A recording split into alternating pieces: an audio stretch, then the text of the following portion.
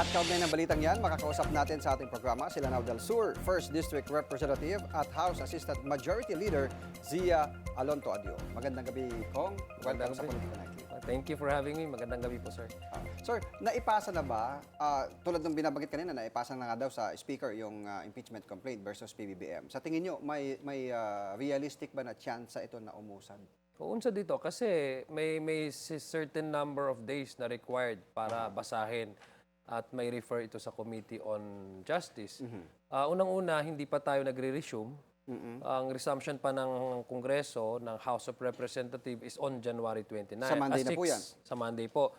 Now, ang mangyayari po dyan, procedural-wise, is that itong complaint na ito ay babasahin sa open session, sa plenaryo. I-refer ito doon sa komite kung saan ito dapat may refer. Ito ay yung Committee on Justice. Kapag yan ay nakakalendaryo sa 26? Yes, yun po mangyayari. So, i-refer po yan muna sa Committee on Rules. And ang Committee on Rules po magre-refer again. I-assign po niya itong complaint doon sa komite kung saan dapat ito may jurisdiction. Ito po yung Committee on Justice. Opo. Ang sinasabi ni Congressman Erice, masyadong malabo daw yung substance and form nito. Mukhang nabasa na niya. Nabasa na niyo po ba yan? Ang nakita ko po na yung mga complaints, hindi ko po nabasa eksakto yung pinakabuod ng complaint. Ang tiningnan ko lang po doon is yung mga sinasite po niya na grounds for an impeachable offense. Ang para sa akin nga is hindi itong mga kasong ito or itong mga complaints na ito, hindi ito nagre-raise on the level of an impeachable offense. Kasi, I mean, this cannot, para sa akin po, mahirap substantiate, ang pinaka-importante, how you would substantiate that. So, para po sa akin, well, I do not want to preempt the Committee on Justice how they would appreciate should there be any evidences to, for the complainant to really push for this impeachment complaint reach the stage of the plenary. Pero para sa akin po, medyo mahina nga po. Parang, I'm not sure if those complaints can really amount to an impeachable offenses under the Constitution. Oo. May mga nagbabanggit, yung mga kritiko na sinasabi po nila na isinampa ito para mapag-usapan kaagad sa plenaryo at kapag naibasura na punta sa rightful committee kung sino maghahawak o yung Committee on Justice, dahil nga mahina, tulad ng sinabi nyo na mukhang mahina sa substance and form, mababasura kaagad ito. At kapag di ba kapag na-endorse na ito doon sa committee, doon na magsisimula yung one-year bar rule. Well, at kapag nabasura, wala na, hindi na pwede magsampa yung mga gusto magsampa sa Alam mo po yung mga kritiko, sinabi niyo po mga kritiko, talaga namang ganyan ang sasabihin po nila, di ba? Ang sa akin lang is hindi ko po pinipreempt ang Committee on Justice. What is important is there's due process.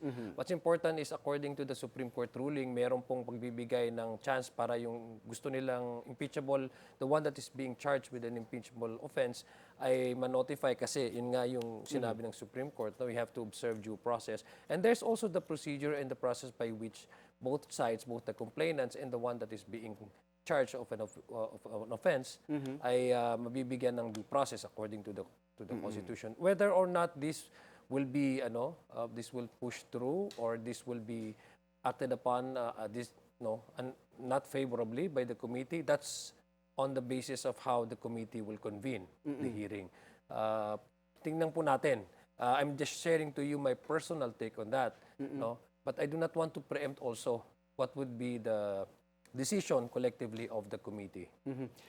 Dahil doon sa ruling ng Supreme Court, doon sa naunang kaso ni Vice President Sara Duterte, magkakaroon na ng hearing, di ba, sa Justice Committee kung saan ito ma-refer.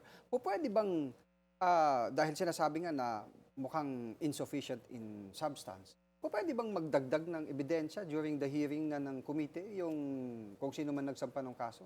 Ano po? What do you mean? Kaninong impeachment po ito? Ito yung kay President? Dahil di ba pag napunta na sa Committee on Justice, magpapatawag ng public hearing tulad ng mga regular na mga bills. So pwede ba siyang supplemental Hindi, magkakaroon po. Hindi, nakasite naman po talaga doon kung ano yung mga complaints. So that is the parameters of the discussion. Okay. So kasi nag-adapt din po ng panibagong rules, no? Covering yung impeachment processes, no? From the committee up to the time na pagbotohan sa plenaryo. So, naka-lay down naman po yung mga complaints, and I believe the Committee on Justice would also adopt its own internal rules on how they would proceed Okay. with the process, no? How to hear the complaints. So, nakaset naman po yan. Depende nga, sabi ko nga, all of these are just possible answers to a questions, no? Paano mangyayari? Kasi hindi pa talaga siya nagre-resume ang Kongreso. Makikita po natin, once na ang Committee on Justice takes over jurisdiction of these complaints.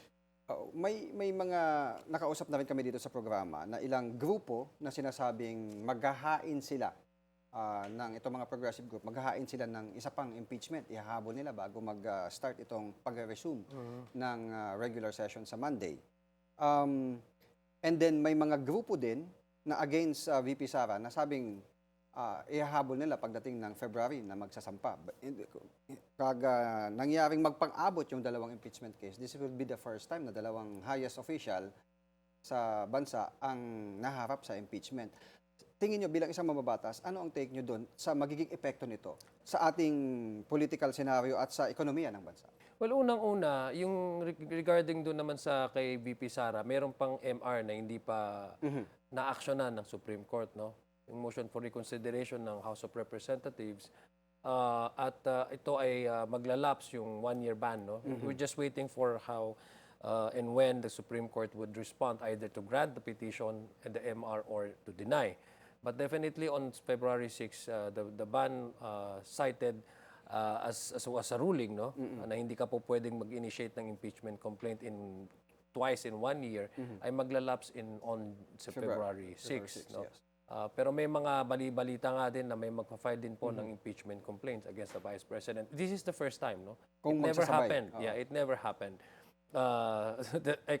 Never happened, I guess, since time immemorial, Yes, hindi po nangyari. Pero I would admit to you, it would put our country in a bad shape, at least the image of the country internationally, because you have their two highest officials in the land being charged with an impeachable offenses, di ba? Under the Constitution. So it would really carry on, maybe affect on certain, the image, and probably would, hindi maganda na imahe para sa ating mga investors. So, kaya nga sinasabi namin always, ako, when I get the chance of being interviewed sa mga ganitong topics, sinasabi ko we should not take the impeachment process lightly. Kasi pag nag-impeach ka, isipin mo, it will also create an image na yung hindi maganda yung magiging impact nito, no? But then again, sinasabi ko lang na although this is a constitutional mandate, you have to take it very, very seriously. Should there be any impeachment complaint, dapat ay substantiated hard facts attributable directly to the one that is being charged. So dapat hindi natin to sinisimple lang or minamadali. Dapat talaga may basis tayo. Kasi binigay ng Constitution para magkaroon ng balance at saka para magkaroon ng stability by removing those who are unfit to continue on with the office. Kasi nakasite naman dun yung specifically kung sino dapat ang mga impeachable officers. Hindi naman lahat po pwedeng impeach. So it's a sacred duty. It's a very serious task that the Constitution explicitly granted to the House of Representatives to initiate any impeachment complaint. Well said. Maraming salamat po sa inyong oras at sa inyong mga ibinahaging insight. Lanao del Sur 1st District Representative Zia Alontodio. Magandang gabi. Maraming salamat po. Magandang gabi.